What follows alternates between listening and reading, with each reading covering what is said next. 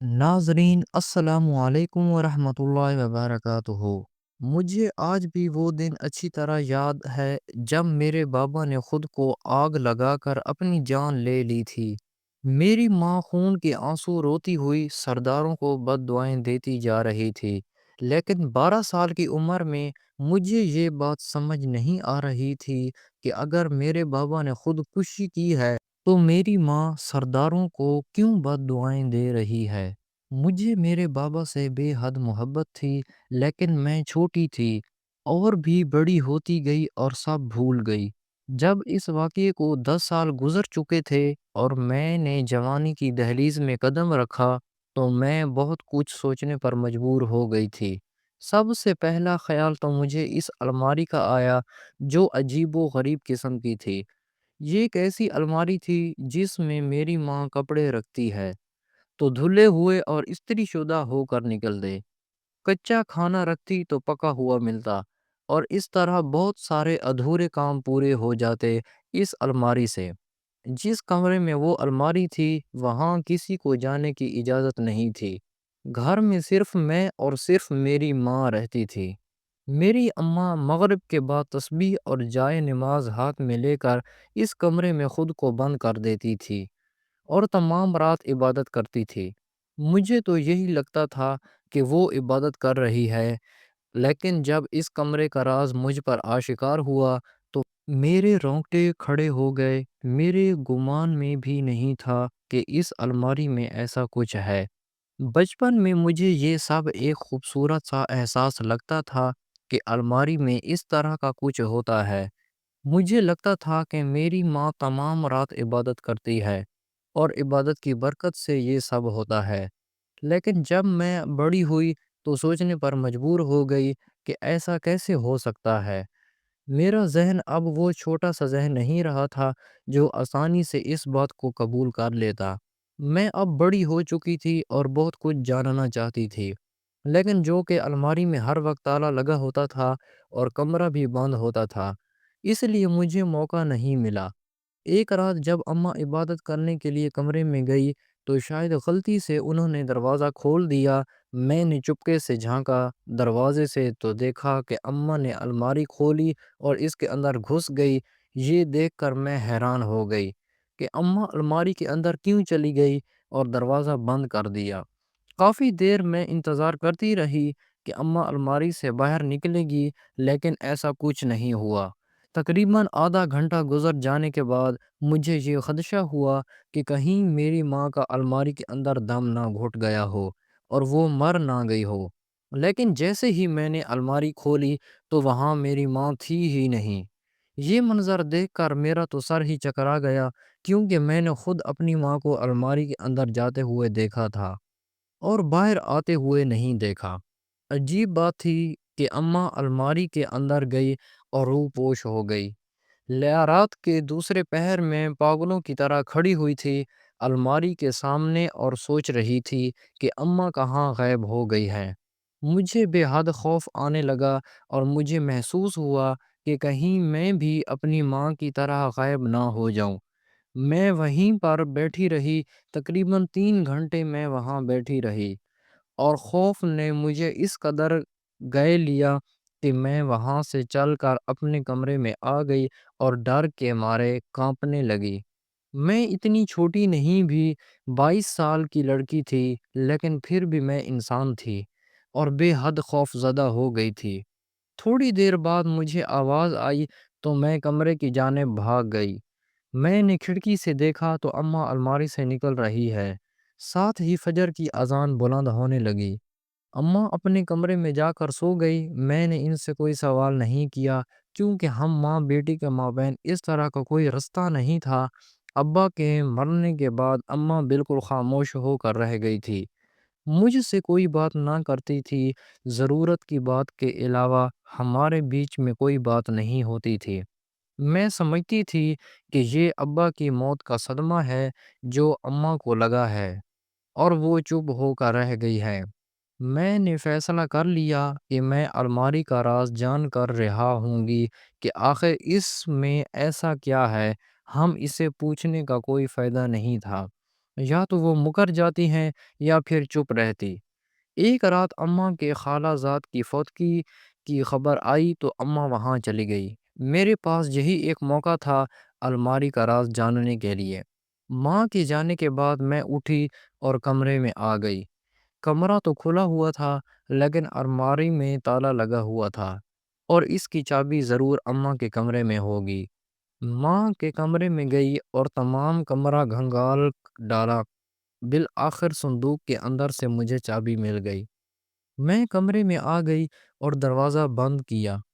پھر الماری کے پاس آئی تو مجھے ڈر لگنے لگا، لیکن میں نے ہمت کی اور الماری کا تالا کھول دیا۔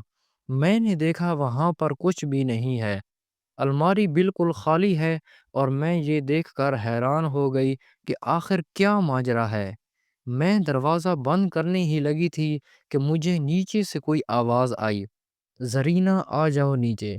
یہ ایک مردانہ آواز تھی جو مجھے الماری کے نیچے سے سنائی دے رہی تھی، جسے سن کر میرے پیروں تلے سے زمین سرک گئی اور سر پر آسمان گر گیا۔ آخر یہ کون تھا جو میری ماں کا نام پکار کر اسے بلا رہا تھا اور کہاں سے؟ میں حیران و ششد وہاں پر کھڑی رہی۔ پھر مجھے غور کرنے پر محسوس ہوا کہ الماری کے نیچے کچھ تختہ سا رکھا ہوا ہے۔ میں نے وہ تختہ الٹا کر دیکھا تو حیران رہ گئی، کیونکہ وہاں پر نیچے کھلی جگہ تھی جہاں سے سیڑھیاں نیچے کی طرف جا رہی تھیں، یعنی کہ الماری کے اندر ایک تہہ خانہ تھا۔ وہ شخص جو میری ماں کا نام پکار کر بلا رہا تھا، وہ شاید جواب نہ ملنے پر چلا گیا تھا۔ میں نے سیڑھیوں سے تھوڑا سا جھانک کر دیکھا تو ایک آدمی وہاں پر چارپائی ڈال کر سو رہا تھا۔ میں خوف زدہ ہو گئی اور اسے الماری بند کر دی۔ میرا دل زور زور سے دھڑکنے لگا، میری آنکھوں کے سامنے اندھیرا چھانے لگا۔ میں سوچ کر پریشان تھی کہ آخر یہ شخص کون ہے اور میری ماں روزانہ عبادت کے بہانے کمرے میں جا کر کیا کرتی ہے۔ میرے ذہن میں غلط قسم کے خیالات آنے لگے تھے اپنی ماں کے متعلق۔ میرے والدین میں بے تحاشا محبت کی، وہ دونوں ایک دوسرے کے بغیر زندہ ہی نہیں رہ سکتے تھے، اور میں حیران تھی کہ بابا کے جانے کے بعد میری اماں زندہ تھی۔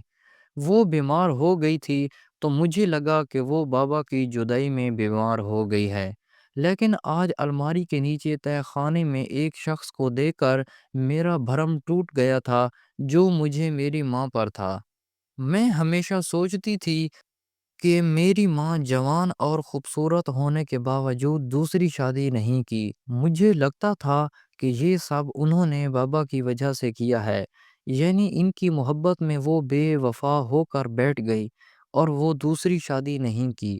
لیکن آج جو کچھ میں نے دیکھا، اس کے بعد میری ماں جیسے ایک ہی لمحے میں میری نظروں سے گر گئی تھی۔ یہ شخص کون تھا جسے میری ماں نے تہہ خانے میں چھپا رکھا تھا اور نہ جانے کتنے سالوں سے؟ میں اس آدمی سے خوف زدہ تھی، اس لیے تہہ خانے میں نہیں گئی، لیکن میں اپنی ماں کا انتظار کرنے لگی کہ وہ آئے تو میں اس سے سوال کروں کہ اس نے میرے باپ کو دھوکہ کیوں دیا اور اتنے سال مجھے دھوکے میں کیوں رکھا۔ میری ماں سارا دن فوتگی والے گھر میں رہی اور رات کو واپس آئی۔ انہوں نے آتے ہی کھانے کا پوچھا، لیکن میں نے کوئی جواب نہیں دیا۔ میں عجیب نظروں سے انہیں دیکھنے لگی۔ کیا بات ہے نفیسہ، ایسے کیوں دیکھ رہی ہو مجھے؟ اماں نے میرا انداز محسوس کر لیا تھا، میرے اندر غصہ بھی بھرا ہوا تھا اور دکھ بھی۔ میں آج تک آپ کو پارسا سمجھتی تھی، لیکن آج میرا یہ بھرم ٹوٹ گیا۔ میں جیسے پھٹ پڑی تھی اپنی اماں کے سامنے۔ کیا ہو گیا ہے نفیسہ، ایسی باتیں کیوں کر رہی ہو؟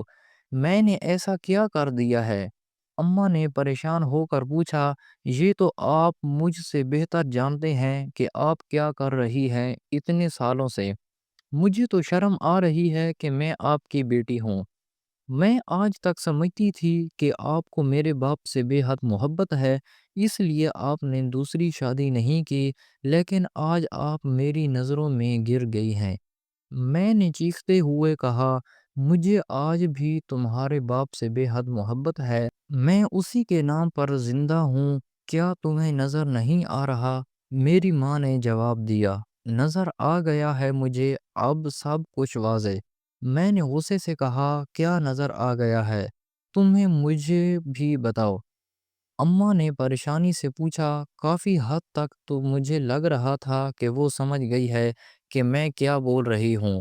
مجھے وہ شخص نظر آ گیا ہے جس کو آپ نے الماری کے نیچے تہہ خانے میں انسانوں سے چھپا رکھا ہے، اور مجھے بے وقوف بنا دیا کہ آپ کمرے میں روزانہ رات کو تسبیح لے کر عبادت کرنے کے لیے جاتی ہیں، حتیٰ کہ آپ اس شخص کے پاس جاتی ہیں۔ اب مجھے بتا دیں کہ کون ہے وہ شخص؟ میں نے کہا تو میری ماں پھٹی پھٹی نظروں سے مجھے دیکھنے لگی۔ تمہیں کیسے پتہ چلا الماری کے نیچے والے تہہ خانے کا؟ اور تم نے کہاں سے دیکھ لیا اس شخص کو؟ اماں نے حیرت سے پوچھا۔ میں پہلے بچی تھی اماں، لیکن اب بچی نہیں رہی کہ آپ مجھے کوئی بھی کہانی گھڑ کر سنا دی گئی اور میں یقین کر لوں گی۔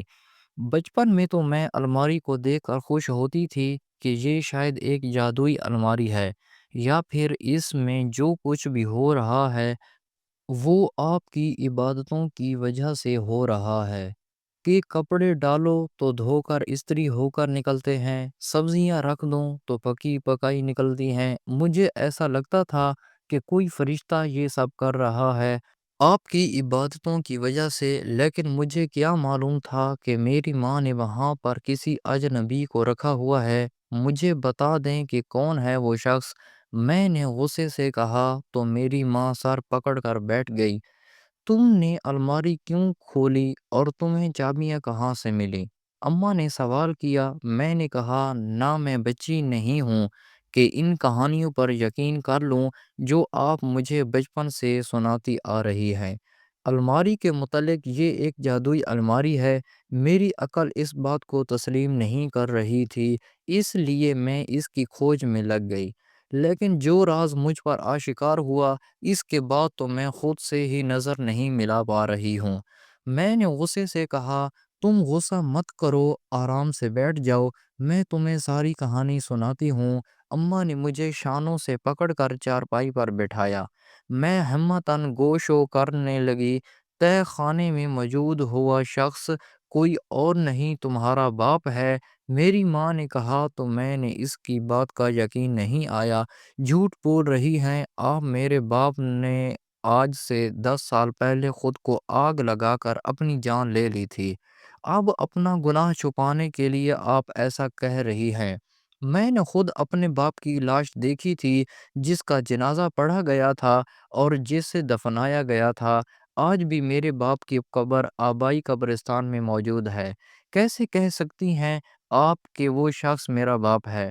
مجھے نہ کے بات پر یقین نہیں آ رہا تھا، اس لیے میں نے ایسا بولا، تمہارے باپ نے خودکشی نہیں کی تھی، وہ سب ایک ڈرامہ تھا جو میں نے اور تمہارے باپ نے تمہارے باپ کی جان بچانے کے لیے رچایا تھا۔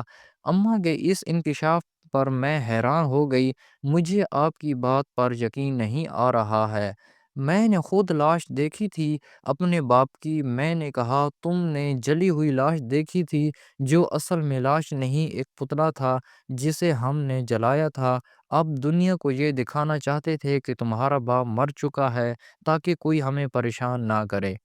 اماں نے کہا تو میں حیرت سے ان کا چہرہ دیکھنے لگی۔ یہ کیسا انکشاف تھا؟ کیسے یقین کر لوں میں آپ کی اس من گھڑت کہانی کا؟ اور کیوں کیا ہوگا ابا نے اپنی خودکشی کا ڈرامہ؟ میں نے پوچھا، تمہیں میری بات کا یقین نہیں تو چلو میں تمہیں تمہارے باپ کے پاس اسی طرح کھانے میں لے جاتی ہوں، تم اسے دیکھ لو، وہ خود تمہاری کہانی سنائے گا۔ اماں اٹھی اور ایک دن میرا ہاتھ پکڑ کر مجھے تہہ خانے کی جانب لے جانے لگی۔ وہ شخص میرا باپ نہیں ہے، کوئی اور ہے۔ مجھے اپنے باپ کی شکل یاد ہے۔ میں نے ماں کے ساتھ ساتھ چلتے ہوئے کہا، تمہیں اپنے باپ کی جوانی کی شکل یاد ہے؟ اب وہ بوڑھا ہو چکا ہے۔ 10 سال کے اندر اتنی تبدیلی تو آ گئی ہے اس میں کہ آسانی سے پہچانا نہیں جا سکتا۔ اماں نے کہتے ہوئے الماری کھولی اور مجھے تہہ خانے میں لے جانے لگی۔ ہم دونوں سیڑھیاں اتر کر نیچے آئے۔ ہماری آوازیں سن کر وہ شخص جاگنے پر بیٹھ گئے اور حیرت سے میری ماں کو دیکھنے لگا، پھر مجھے۔ دلاور، تمہاری بیٹی کو سب پتہ چل گیا ہے، اب خود ہی اسے ساری حقیقت بتاؤ، کیونکہ یہ میرا یقین نہیں کر رہی ہے۔ میری ماں نے میرے باپ کا نام پکارتے ہوئے اس شخص سے کہا تو میں نے غور سے اس شخص کا چہرہ دیکھا۔ وہ باقی کوئی اور نہیں، میرا اپنا ہی باپ تھا، جس کے چہرے پر تھوڑی سی جھریاں اور داڑھی کے باوجود میں اسے پہلی نظر میں پہچان نہیں پائی، لیکن غور کرنے پر پہچان گئی تھی۔ میں پھٹی پھٹی آنکھوں سے اپنے باپ کو دیکھنے لگی۔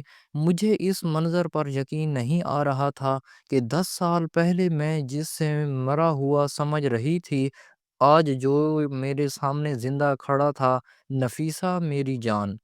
میرے باپ نے کہتے ہوئے شدت جذبات سے مجھے اپنی باہوں میں بھر لیا اور پھوٹ پھوٹ کر رونے لگا۔ نہیں ہوں میں آپ کی بیٹی، کیوں کیا آپ دونوں نے میرے ساتھ ایسا؟ آپ زندہ تھی اور میں آپ کو مرا ہوا سمجھ رہی تھی۔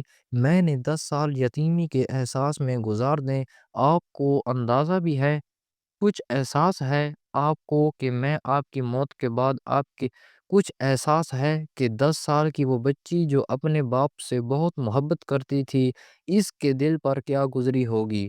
اس کی خودکشی کی خبر سن کر آپ دونوں کو کوئی احساس نہیں ہے کہ آپ دونوں نے میرا بچپن برباد کر دیا؟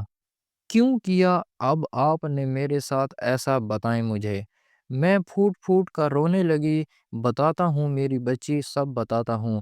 ہم نے جو کچھ بھی کیا ہماری مجبوری تھی۔ تم ساری سچائی جان جاؤ گی تو تمہارا غصہ اتر جائے گا۔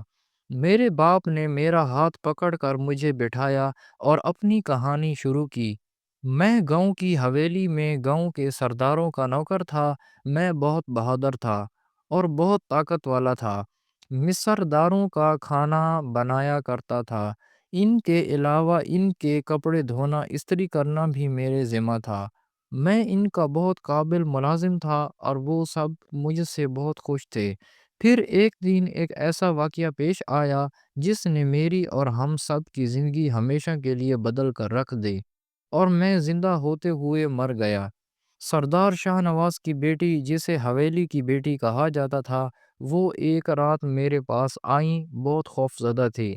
اس کا نام زینب تھا۔ میں اچانک زینب کو اپنے پاس دیکھ کر حیران ہو گیا، کیونکہ وہ بہت لاڈلی تھی اور اس کی شادی ہونے والی تھی، لیکن اچانک وہ آدھی رات کو میرے کمرے میں آ گئی تو میں ڈر گیا، کیونکہ اگر سرداروں نے اس سے آدھی رات کو میرے کمرے میں دیکھ لیا تو میری تو شامت ہی آ جانی تھی۔ چھوٹی بیٹی، آپ اس وقت میرے کمرے میں کیوں آئی ہیں؟ اگر آپ کے بھائیوں کو یا آپ کے والد کو معلوم ہو گیا تو غلط سوچیں گے۔ میں نے پریشانی سے کہا، دلاور، مجھے تمہاری مدد کی سخت ضرورت ہے۔ آج اگر تم نے میری مدد نہیں کی تو میں اپنی جان دے دوں گی۔ زینب کی بات سن کر میں حیران ہو گیا۔ اس کے ہاتھ میں چھوٹا سا بیگ تھا اور اس نے سیاہ چادر میں اپنا وجود چھپا رکھا تھا۔ مرنے کی باتیں کیوں کرنے ہیں زینب بی بی؟ آپ کی تو شادی ہونے والی ہے۔ اللہ آپ کو لمبی عمر عطا کرے، اور میں ناچیز آپ ہی بھلا کیا مدد کر سکتا ہوں؟ میں نے زینب سے کہا تو وہ پھوٹ پھوٹ کر رونے لگی۔ دلاور، میں یہ شادی نہیں کرنا چاہتی ہوں۔ یہ حویلی چھوڑ کر ہمیشہ کے لیے اپنے محبوب کے ساتھ جا رہی ہوں۔ میں چاہتی ہوں کہ تم مجھے ریلوے اسٹیشن تک چھوڑ دو۔ نہیں، بلکہ تم میرے ساتھ چلو ٹرین میں اور مجھے شہر تک چھوڑ دو، پھر آگے میں تم سے کوئی مدد نہیں مانگوں گی۔ میں جنید نامی لڑکے سے محبت کرتی ہوں اور وہ شہر میں میرا انتظار کر رہا ہے۔ وہ حویلی نہیں آ سکتا کیونکہ میرے بھائی اسے قتل کر دیں گے، اس لیے مجھے ہی جانا ہوگا۔ جنید سے ملنے کے بعد ہم دونوں نے کہا کر کے ہمیشہ کے لیے یہ ملک چھوڑ کر چلے جائیں گے۔ بس تم ہی میری اتنی سی مدد کرنی ہے کہ مجھے اس تک پہنچانا ہے۔ زینب کی بات سن کر میں حیران رہ گیا۔ وہ جو کہہ رہی تھی میرے لیے ممکن نہیں تھا۔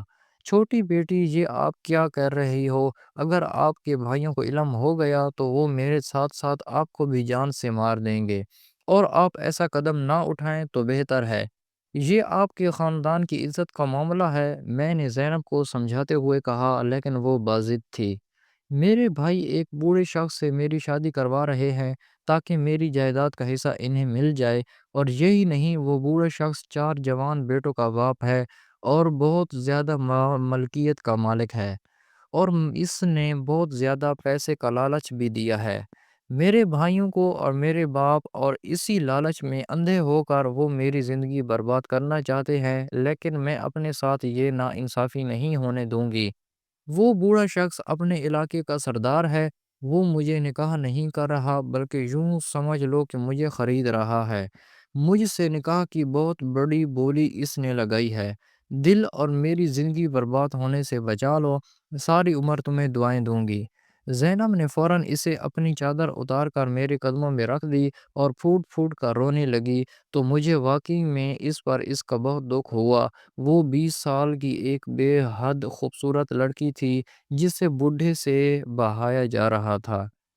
دولت کی لالچ میں حیران تھا کہ ہمارے سرداروں کے پاس تو بہت زیادہ پیسہ ہے، جائیداد ہے، زمینیں ہیں، لیکن ان کی لالچ تو ختم ہونے کا نام ہی نہیں لے رہی تھی، صرف اس لیے کہ وہ بوڑھا شخص پارلیمنٹ میں MNA کی سیٹ پر بیٹھا ہوا تھا، اور ہمارے علاقے کے سردار اپنی پوزیشن مضبوط کرنے کے لیے اس سے رشتہ جوڑنا چاہتے تھے، اور اس لیے زینب جیسی معصوم اور کمسن لڑکی کا سودا کر رہے تھے۔ زینب جو کہہ رہی تھی وہ کام میرے لیے بے حد مشکل تھا، لیکن میرا دل پگھل گیا تھا اس معصوم کو روتے ہوئے دیکھ کر، واقعی اس کے ساتھ ناانصافی ہو رہی تھی۔ اس لیے میں نے ہمت کی اور اسے حوصلہ دیا اور اسے ریلوے اسٹیشن تک لے آیا۔ رات کا پہر تھا، کسی کو کانوں کان خبر تک نہ ہوئی۔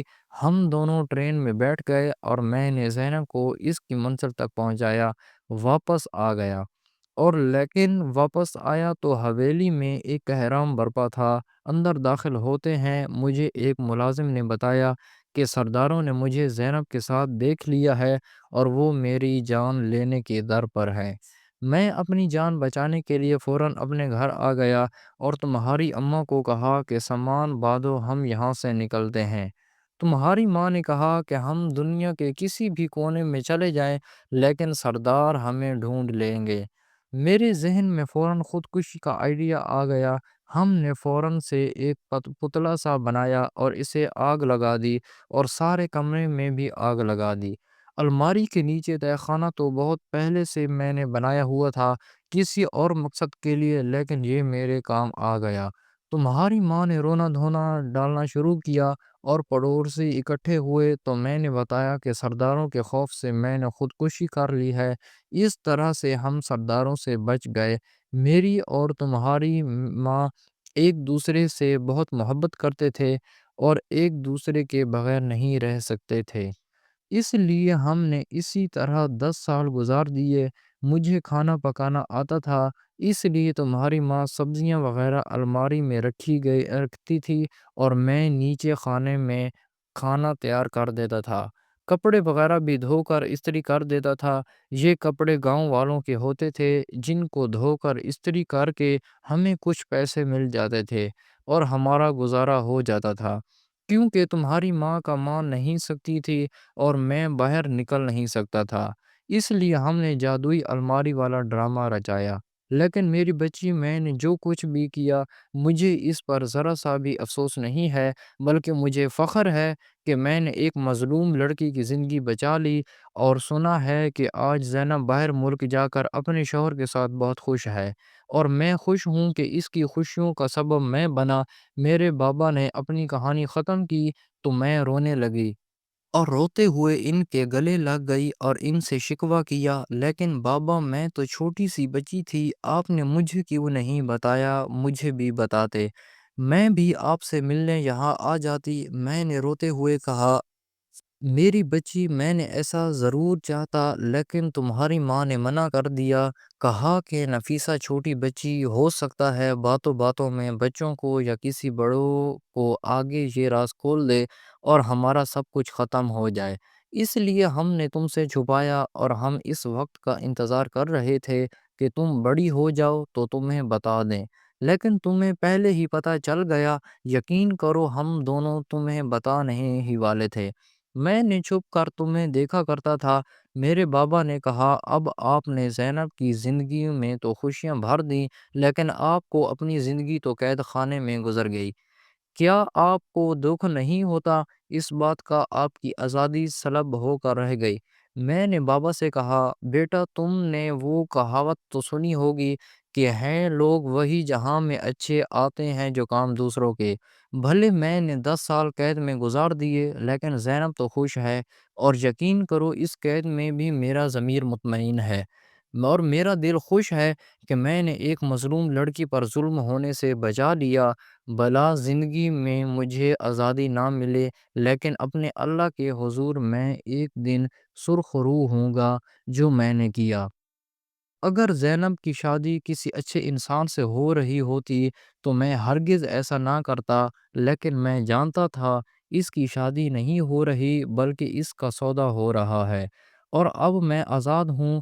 سردار اس بات کو بھول چکے ہیں، 10 سال گزر چکے ہیں، اور ہم تینوں یہ گاؤں چھوڑ کر ہمیشہ کے لیے چلے جائیں گے۔